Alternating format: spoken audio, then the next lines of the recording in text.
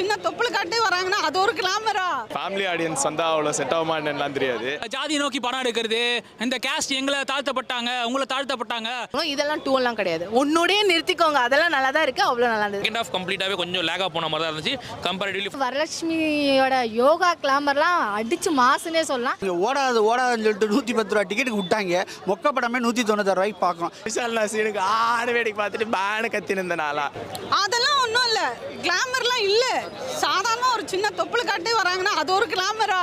இதே படம்னா சின்ன சின்ன அப்படி இப்படி இருக்க தான் செய்யும். இதெல்லாம் ஒரு சும்மா ஒரு சின்ன சின்ன என்டர்டைன்மெண்ட் தான். அதெல்லாம் ஒன்றும் தப்பாலாம் எடுக்கல.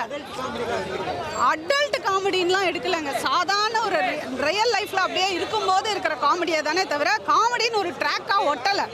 அதனால அது அப்படியே அந்த படத்தோட போகிற காமெடி அது சூப்பராக இருக்குது. ஃபேமிலி ஆடியன்ஸ் வந்தா அவ்வளோ செட் ஆகுமான்னு தெரியாது.